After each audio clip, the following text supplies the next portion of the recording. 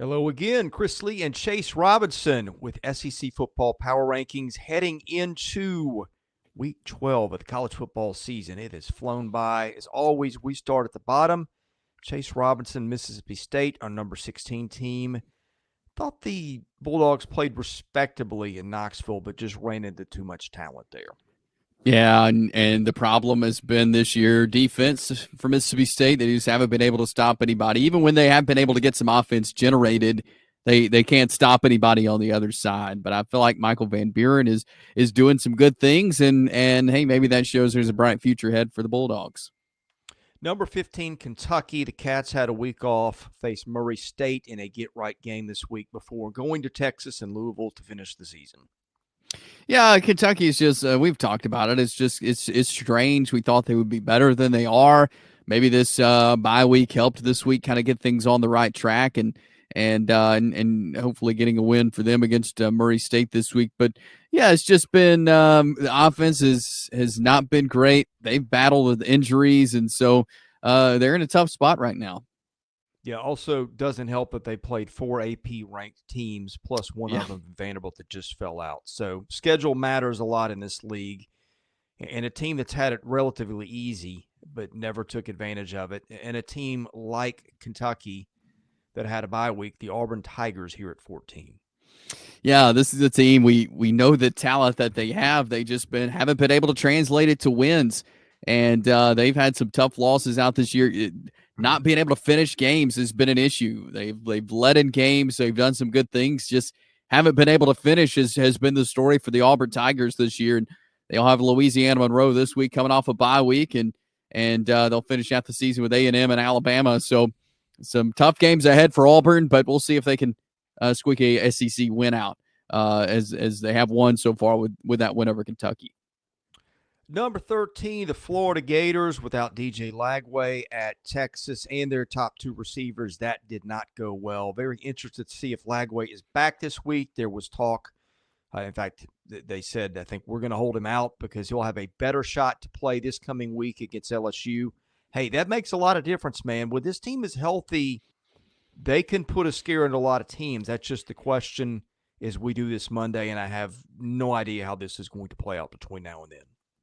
Right, yeah. Florida we talked about injuries with some other teams. Florida's in a tough spot here, and yeah, not being able to play Lagway and holding him out, I thought was a good decision. But obviously it was a tough game for Florida against Texas. Yeah, we've seen Florida be so close in some of these games, and then injuries just kind of take them out of it. So, I feel like if we have a healthy Florida, this is a dangerous team. I really do think so. Like they've got the talent there when they're healthy, and they've been so close in some big games. We'll see if they can finish one. Well, speaking of injuries, that's been the talking point with Oklahoma. I don't mean to laugh. It's just gotten to the point of ridiculousness. It's been the talking point with the Sooners pretty much every week since post-week 1. Deion Burks went down late, adding insult to injury. They blow a 7-point lead, give up 14 points in the final minute and a half or whatever it was, and lose a heartbreaker to Missouri, which was a chance to clinch bowl eligibility. Yeah, that was tough. The way that game played out for Oklahoma, you thought you had it. We were talking about it. We thought they had it, and then Missouri put some things together and had things go their way to win that game. But yeah, tough break for Oklahoma. I felt like they really needed that game again for momentum, but also to get bowl eligible, to get something positive going there for the Sooners. But yeah, tough way to go down Saturday night in Missouri. Number 11, Arkansas. Hogs had a bye week to rest up and now face Texas and Louisiana Tech at home before a season-ending road trip to Missouri. Yeah, this Arkansas team's just been a roller coaster this year, and thought the bye week came at a good time. Maybe they can put something together and finish strong. They've got some good wins. They also have some losses that were close or against LSU, I thought they just couldn't move the ball well. So, it's been up and down year, but I feel like Arkansas does some good things that could lead them to getting some more wins. All right, before we jump into the top 10, reminder, BetOnline is the world's most trusted betting platform and your number one source for online betting. From the earliest odds to in-game live betting, BetOnline provides you with all the action and the ability to watch the games as they happen with the largest selection of odds on everything from football, NBA, and college basketball, NHL to UFC and MMA. Head to BetOnline today. Get in on all the action with America's most trusted site for online wagering. BetOnline, the game starts here. We start the top 10 with Vanderbilt, which had a bad matchup against South Carolina. First time all year Vanderbilt had lost by more than 4 points in a 28-7 defeat to the Gamecocks. Now Vanderbilt gets a much-needed off week before the final 2 games at LSU and then at Tennessee and Nashville. Yeah, Vanderbilt's been playing so good, especially at home, and South Carolina comes in, a team who's playing their best football right now. And so that was a tough one for Vanderbilt. I think, like you mentioned, bye week comes at a really good time. Take a breather. You got 2 tough games left on the schedule here. So, that was a tough one for Vanderbilt. But, I still think they've got some magic to happen. All right, number 9, Missouri, which, again, we referred to that win over Oklahoma. No Brady Cook. Drew Pine gave them just enough. Not sure when Cook gets back. Missouri, kind of an interesting team to watch. I think a 10-2 Missouri, with just some of the body of work done by other teams, is going to have a hard time making the playoff. But you go to South Carolina this week and you win that. You go to Mississippi State, you win that. And then win over Arkansas. The narrative could change based on what other people have done, but Missouri got a very gritty win in a game it looked almost certain to lose in the final 2 minutes. So Missouri, a 2-loss Missouri would still be alive. We'll see what the emphasis the committee would place on strength of schedule. And remember, Missouri did make the college football playoff top 25. That's why I bring it up. They're not completely out of it yet. I don't know if the body work is going to be there in the end. That's an interesting team to watch if they can run the table from here on out. It is, and we've talked about it. This is kind of a different team when Brady Cook's not in, but the fact that they were able to go on that last drive, score, and then, of course, get the scoop and score there to kind of seal the deal, I think shows that Drew Pine is maybe coming on to some things here. They've struggled offensively without Brady Cook in the game, but I feel like they were able to get on that last drive and create some things. And I thought Drew Pine did a good job of leading them in that. And so maybe they've turned a corner and he's getting a little more confidence and getting more comfortable in there.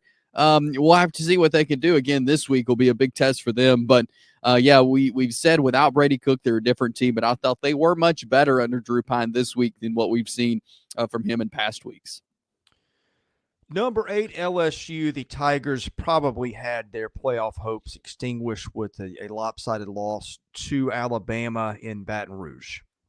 Yeah, they just could not get anything going. And a lot of that had to do with Alabama and what they were doing. But, yeah, I thought this game was going to be really close. But LSU just, when they get down, and I mentioned this last week in one of our videos, LSU is not a team that can play.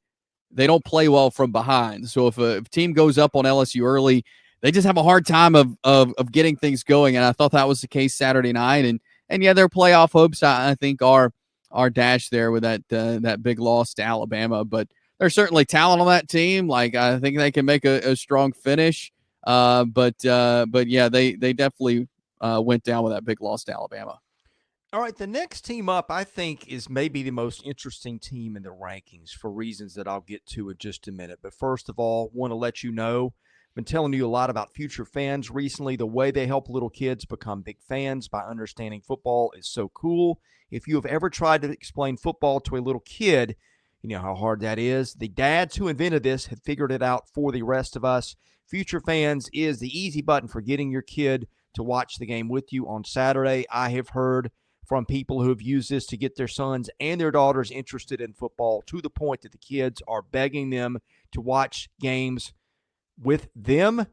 Give it a week or two. Your child will also be asking you to watch football with them. You can see the kit behind me.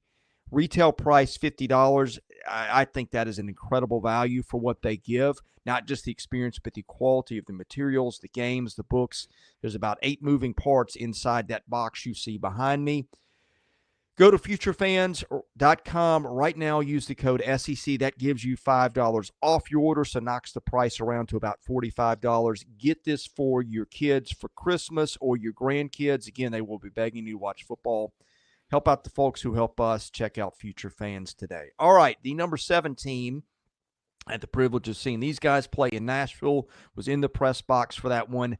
Chase, I cannot tell you how impressed I was with South Carolina. And look, we've got to figure balance of season. You don't want to get too impressed with recency bias. But with South Carolina, you can just see it coming together with these guys. Yeah. The defense is tremendous, not just off the edges, but the middle of that defense too. They are a nightmare to block, and Lenore Sellers is getting better every week. Rocket Sanders is getting better every week. They have got all the parts coming together at the right time. They're the one of the hottest teams in the SEC right now. The way they're playing, but they're starting to come together. You can see it. We talked about their defense, and I thought they've been good all season long. You mentioned Lenore Sellers is starting to come on. Rocket Sanders is starting to play like Rocket Sanders that we all know and love to watch. And so, yeah, I love this South Carolina team right now, and they're doing big things. I think they'll continue to do big things. That's just they're hitting their stride right now, and they're hitting their stride at a really good time. Yeah, I'm very interested to see if a 3-loss South Carolina could be in the discussion. I think at that point they would be deserving of being on the board. Hard to say if they would deserve to be in the playoff or not because so much football to be played. You're comparing them to other teams. But just keep an eye on that one because I think if eye test matters, the way they are playing right now could be a real strong point in their favor to the committee. Number 6, I mean, God help us from 7 or 8 down. A&M wound up here, just a couple of weeks ago was, I think, number 2, in leading the SEC, got boat raced by the Gamecocks 2 weekends ago, had an off week, gets a get-well game against New Mexico State before ending with Auburn and Texas. Yeah, this is a team that, they've had their moments, really good moments. They've had, you mentioned against South Carolina where they couldn't virtually do anything right. It's a hard team to figure out. I think you mentioned the remaining portion of their schedule there, and New Mexico State, Auburn, and Texas coming out of this bye week. So, what can they handle business in those games? How will they handle the rivalry game? I think we still have a lot to learn here. I don't know if we're completely putting Texas A&M out, but they got a tough stretch here, and they got to prove something. Yeah. Speaking of stuff to prove, it has been a long time since we said that about Georgia. Yeah. But that offense right now just is not cutting it. They got a big game coming up with Tennessee. I mean, even when Georgia has won games, the offense just, even go back to the Texas game, under 300 yards of total offense, did play pretty well against Florida. Ole Miss handled them. The turnovers have been an issue. I don't know what we're going to get from Georgia going forward, but it does feel a little bit like Kirby Smart in this spot where they're playing at home with people doubting them is a little bit of a trap for Tennessee. It is, yeah. You mentioned with Georgia, it's bizarre, the amount of talent that they have, but the just execution's not there, and turnovers has continued to be an issue. It's just I thought the Ole Miss Georgia game was going to be close, but Ole Miss kind of did what they needed to do and sealed the deal and got a good win. And there's a lot of questions I feel like for Georgia right now. Especially around Carson Beck as the quarterback. What can he do to get this offense going? I mean, I think there's a lot of questions right now of how Georgia can finish this thing out against a good Tennessee team Saturday. All right, next up, Ole Miss. This is kind of the ultimate, or it had been the ultimate, what the computers say versus results team. Ole Miss just did not have a lot in the bank before beating Georgia. But try this on, okay? The power rankings I keep have got Georgia Ole Miss number 3 nationally. Points above average, Ohio State 26.7, Texas 26.5, then Ole Miss 25.0. This is a team that, according to the computers, is a legitimate national title contender. I don't think the computers are everything. And again, they've got 2 losses. They cannot afford to lose another one, which, by the way, I don't think they will. But just saying, some of the computer numbers that we'd referenced through the season kind of showed up, and Ole Miss handled Georgia, I think, easier than any of us would have thought. Yeah, Ole Miss is playing so good right now with their back against the wall, and yeah, you put a team like this in a situation where they've got to keep winning.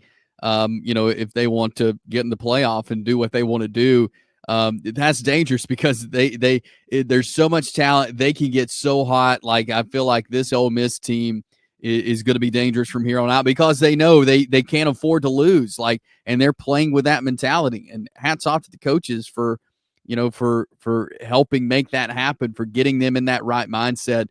Jackson Dart, just incredible Saturday, going out with the injury, able to come out and come back out and finish, and just really cool what Ole Miss is doing right now. They can make some noise. They can make a deep run like that. This team is built that way, and I felt like they're in a good spot right now to do that, even with their back against the wall.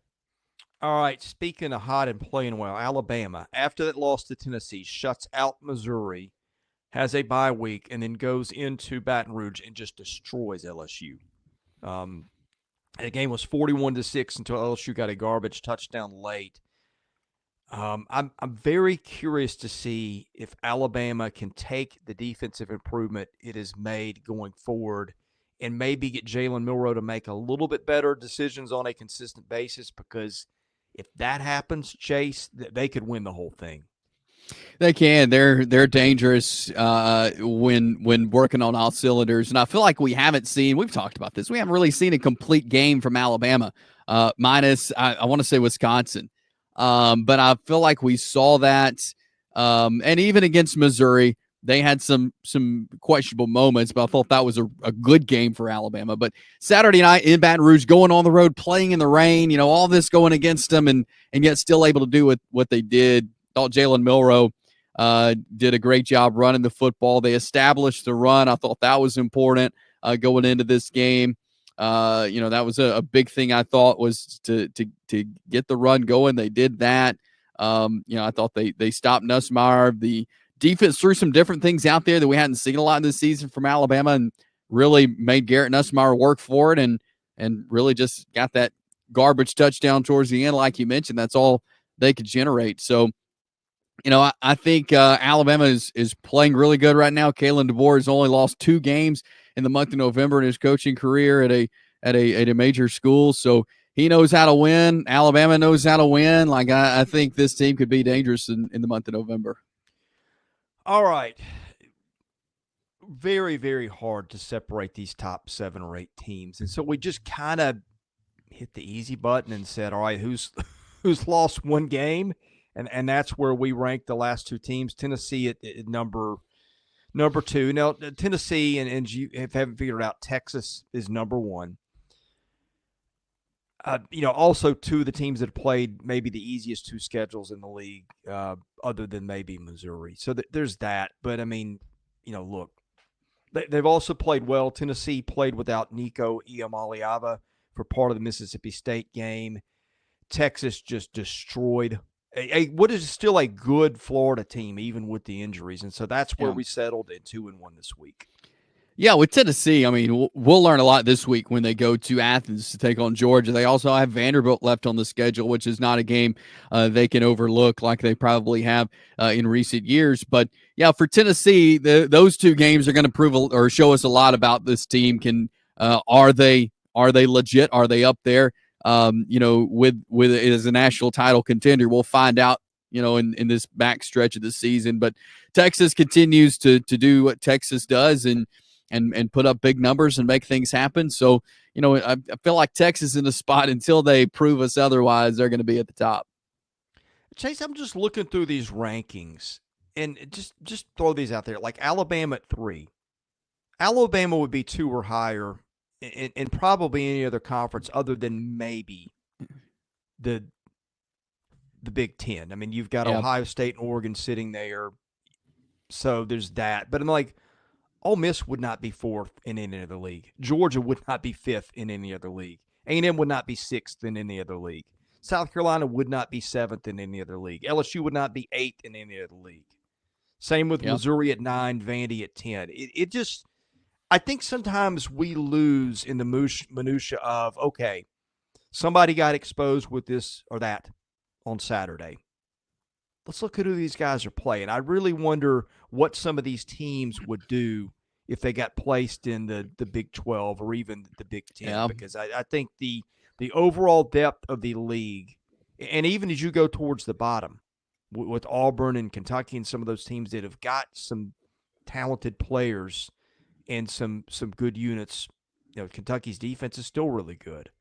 Yep. I just, as I reflect on this and how hard it was to do this week, I think the league, top to bottom, is still delivering, even if we do find flaws with the teams at the top and pick them apart for the schedule or whatever. I just, as I'm reflecting on what we just put together, it speaks to the testament of the depth of the league. It's like nothing we've ever seen.